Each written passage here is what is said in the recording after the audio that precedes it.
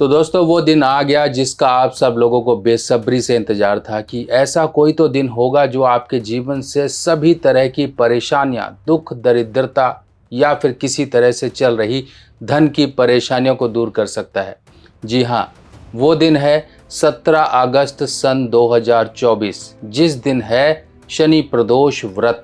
और शनि प्रदोष का ये दिन, शनिवार का ये दिन इतना ज़बरदस्त दिन है कि आपका किया गया एक पुण्य कर्म आपको जीवन में चल रही अनेकों परेशानियां, क्योंकि जब शनि पीछे पड़ जाते हैं व्यक्ति के, तो व्यक्ति कहीं ना कहीं दरिद्र बन जाता है। दरिद्र, उसके जीवन में कुछ धन, पैसा, ये सब चीज़ें नहीं आती हैं। शनि अगर पीछे पड़े रहें तो व्यक्ति कभी भी धन नहीं कमा पाता है। धन अगर आता है तो धन हाथों से चिड़िया की तरह फुर्र उड़ जाता है। शनि की साढ़े सती, धैया, पनौती या किसी भी तरह से शनि का प्रकोप दूर करने के लिए ये दिन सबसे उत्तम है। शनि देव आपके दुश्मन नहीं, आपके परम मित्र हैं और परम मित्र की कृपा पाने का ये सबसे उचित दिन है। तो समझते हैं इस उपाय के बारे में।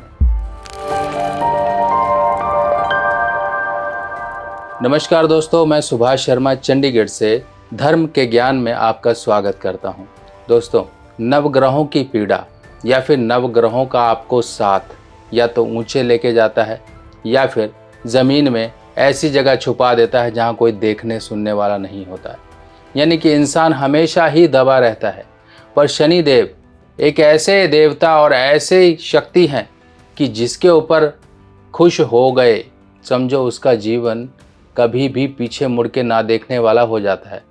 ऐसा व्यक्ति अगर जीवन में बढ़ता है आगे तो 4 चांद लगा देता है और जीवन में कभी भी उन परेशानियों की तरफ उसे देखना नहीं पड़ता है जो उसके जीवन में चल रही होती हैं। ऐसा नहीं है कि सिर्फ और सिर्फ अमीर ही पैसा कमा सकते हैं। गरीब भी ऐसे कई होते हैं जिनके जीवन में धन अगर आना शुरू होता है तो उनकी गरीबी, दुख, दरिद्रता सब मिट जाती है। कहीं ना कहीं वो समय उनका खराब खत्म हो जाता है और जीवन में लाता है धन, बेशुमार धन और बेशुमार सक्सेस और ऐसी कामयाबियों की बुलंदियों पर उसको पहुंचाता है कि उसको देखने वाले भी दंग रह जाते हैं कि इसने ऐसा किया क्या। इन सब चीज़ों के लिए कहीं ना कहीं आपके ऊपर ईश्वरीय कृपा होनी ज़रूरी है। आप कर्म तो करते हो, कर्म तो सभी करते हैं, पर उस कर्म का फल देने का हक और उस कर्म का फल देने का दायित्व सिर्फ और सिर्फ कर्म फलदाता शनिदेव के पास है। आपके कर्मों का अगर आपको फल प्राप्त नहीं हो रहा है, आपके जीवन में दुख, दरिद्रता, पैसे का अभाव, तंगी बढ़ती जा रही है, तो यही है वो शनि प्रदोष व्रत जो कि श्रावण के महीने में आ रहा है। और श्रावण के महीने में शनि प्रदोष व्रत, इस व्रत की महिमा जितनी कही जाए उतनी कम है, क्योंकि यही वो दिन है। अगर हम शनिदेव के आराध्य की बात करें तो वो भोलेनाथ हैं और शनि प्रदोष व्रत श्रावण के इस महीने में आ रहा है। सबसे बड़ी जिसे कहते हैं ना कि उपलब्धि, एक अचीवमेंट पाने का ये दिन है।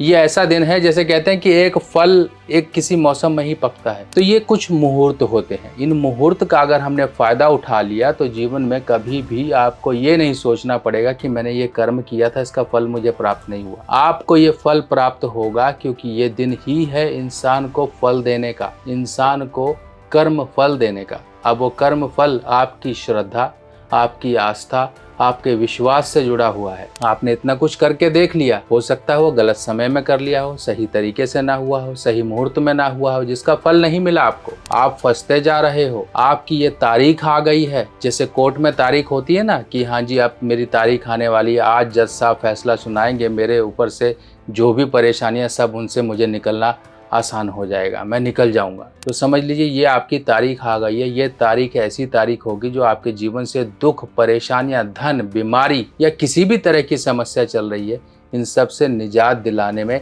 एक बेंचमार्क स्थापित हो जाएगा। एक ऐसा समय आपके लिए जो परिवर्तन का एक समय बनेगा आपका।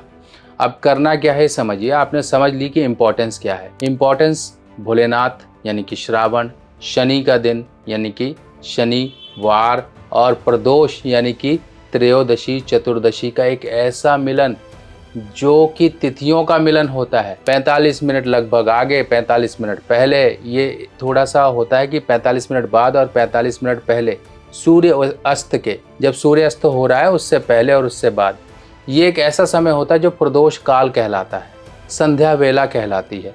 इसी समय में तिथि एक तिथि से दूसरी तिथि में परिवर्तन होती है।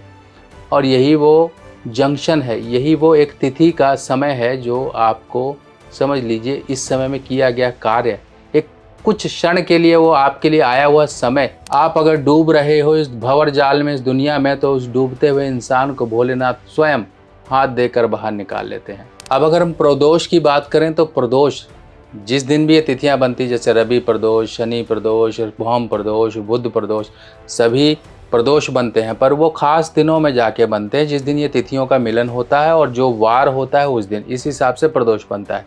प्रदोष काल वेला ये भोलेनाथ की पूजा, भोले शिव परिवार की पूजा के लिए होती है, यानी कि भोलेनाथ का एक ये ऐसा व्रत है जिस समय में भोलेनाथ और माँ पार्वती स्वयं उस समय भ्रमण कर रहे होते हैं कि जो उनकी पूजा आराधना कर रहा होता है वो साक्षात उनके आशीर्वाद पाने का एक भागीदार बन जाता है। आप उस समय में ये काम जरूर करें। अब ये काम क्या कर रहे हैं वो थोड़ा समझ लीजिए। पहले तो देखो, ऐसा है कि हम सनातनी हैं, हमें जब तक जगाया ना जाए तब तक हम जागते नहीं हैं कि हाँ ठीक है कर लेंगे, हम नहीं कर रहे हैं तो धर्मपत्नी तो कर रही है, कोई तो कर रहा है। अरे भैया, आपके ऊपर भी कुछ ऋण है, आप भी अपने ऋण उतार लीजिए जो पूर्व जन्मों से लेके आए हैं। ये श्रावण का दिन है, बैठकर भोलेनाथ का जप ही कर लो 5-10 मिनट, ये नाम जपने में ही ये 5-10 मिनट नाम जपने में ही दे दीजिए। कम से कम कुछ तो आपके बुरे कर्मों का बोझ कटेगा। ये कर्मों का ही तो फल हम भोगते हैं, और भोगने ये कर्मों का फल कौन देता है आप समझ ही सकते हैं, ये शनिदेव ही देते हैं। और शनिदेव के आराध्य देव कौन है? भोलेनाथ हैं। तो आप तो समझ लीजिए जज साहब से भी ऊपर जो होते हैं उनके पास आप पहुंच गए कि भैया आप कुछ करवाइए, जीवन में परेशानियां बहुत ज़्यादा हैं। तो ये श्रावण का महीना है, इस समय में आपके लिए सबसे बेस्ट जो है वो है रुद्राक्ष। आप लोगों के लिए ये रुद्राक्ष की माला स्पेशल आप सर्टिफाइड है। इसकी इम्पोर्टेंस क्या है, यहाँ पर देवी भागवत का इसमें एक जिक्र किया गया श्लोक के साथ, किस तरह से रुद्राक्ष आपके लिए ज़रूरी है। 108 मुखी माला है, इसका सर्टिफिकेशन है, यहाँ पर देखिए पूरा सर्टिफाइड है। अब ये सर्टिफिकेशन देखिए ये पूरा है और इसके बारे में लिखा हुआ है। यहाँ पर ये रुद्राक्ष है, 108 दानों की ये रुद्राक्ष की माला है, और यहाँ पर ये देवी भागवत और रुद्राक्ष की महिमा के बारे में लिखा हुआ है। इस तरह से ये रुद्राक्ष, अब देखिए ये जो आपका समय है ये खराब ना हो श्रावण का, और जो पूजा पाठ के आपके समय आते हैं उस समय में आपको रुद्राक्ष की ज़रूरत पड़ती है। और रुद्राक्ष की जप माला, आप चाहे तो जप माला या फिर गले में आप रुद्राक्ष जरूर धारण करें। और माला नहीं कर सकते तो हमारे पास इस तरह के प्रॉपर नेपाली रुद्राक्ष जो कि इतने एनर्जाइज्ड होते हैं कि आप पहनते ही सुखद अनुभव करोगे। इस समय में रुद्राक्ष की माला से जप जरूर करिए, पहनिए, चाहे ब्रेसलेट पहनिए, चाहे गले में पहनिए, चाहे बाजू में पहनिए, जैसे भी इस समय में भोलेनाथ की कृपा पानी ज़रूरी है। कहते हैं ना, जब सर्दियाँ आती हैं तो हम गर्म कपड़े पहनते हैं, जब गर्मियाँ आती हैं तो हम अपना पहनावा भी चेंज करते हैं। इसी तरीके से पूजा पाठ का समय जैसा जैसा आता है उस तरीके से अपने जीवन में उस तरह के परिवर्तन भी लाने होते हैं। हम इंसान हैं और इंसान और जानवर में फ़र्क होता है। जानवर सिर्फ खाना और निकालना ही जानता है, हम इंसान हैं, हमारे अंदर इमोशंस हैं, हमारे अंदर वो सब कृपा है, हमारे अंदर वो सब कुछ करने की काबिलियत है। हम जिस मकसद से आए हैं उस मकसद को पाने के लिए हमें अपने फ्यूल चाहिए होता है, एक डिवोशनल फ्यूल, एक ऐसी एनर्जी जो कि सिर्फ अध्यात्म और पूजा पाठ से ही आती है। अगर आप कुछ क्षण अपना निकालते रहें तो आपको एनर्जी मिलती रहेगी, जीवन में सच्ची राह पर और अच्छे तरीके से सोचने की सूझबूझ मिलती रहेगी, कभी दिमाग बंद नहीं पड़ेगा। अब लाल किताब के उपायों की सामग्री लेना हुआ बहुत आसान। लाल किताब के सभी उपाय की सामग्री अब मेरी व्हाट्सएप कैटलॉग पर उपलब्ध है। और लाल किताब सामग्री देखने के लिए मोबाइल में आपको इस निशान पर टैप करना है। इस निशान पर जैसे ही क्लिक करोगे मेरी व्हाट्सएप कैटलॉग आपके सामने खुल जाएगी, और जो भी सामान आपको चाहिए इसमें सभी सामान मूल्य के साथ दिए गए हैं। और आप सभी लोगों को ये भी जानकारी दे दी जाए, ये सभी सामान सभी मेरी निगरानी में तैयार होते हैं और प्रॉपर तरीके से लाल किताब के जिस तरह से उपाय के तहत चीज़ों को तैयार करना होता है उसी तरह तैयार किया जाता है, ताकि आपको उपाय का पूर्ण फल प्राप्त हो सके। अब इसके साथ साथ आपने क्या करना है, शाम के समय शनिवार का दिन, इस दिन पीपल के नीचे जाके आपने सरसों तेल का दीपक ज़रूर लगाना है। शाम का समय शनिवार का दिन, शनिवार के दिन ये आपने काम करना ज़रूरी है। पीपल के समय, शाम के समय पर पीपल के पेड़ पर स्वयं विष्णु जी और माँ लक्ष्मी यहाँ पर वास करते हैं और यही वो समय होता है जिस समय आपके जीवन की सभी दुख, कष्ट, परेशानियाँ, धन की जो दिक्कत है वो दूर हो जाएगी। माँ लक्ष्मी का आप आशीर्वाद पा सकते हो, करके देखिए। और शनिवार का दिन तो फिक्स ही कर लीजिए, धन की नहीं कहीं से रास्ते दिख रहे हैं तो एक बार शनिवार के दिन सरसों तेल का दीपक पीपल के नीचे उस समय लगाइए जिस समय सूर्य अस्त हो चुका हो या फिर अस्त होने की बिल्कुल ही कगार पर हो। शाम का समय, संध्या वेला का समय, जिस समय जो चरवाहे होते हैं, ग्वाले होते हैं, अपनी गायों को लेकर घर आते हैं, जिसे गोधूली वेला भी कहते हैं, ये वो समय होता है। ये नहीं कि आधी रात को जा रहे हो, दिन में जला रहे हो, सुबह जला रहे हो, उल्टे समय जलाओगे तो कुछ फर्क ही नहीं पड़ेगा।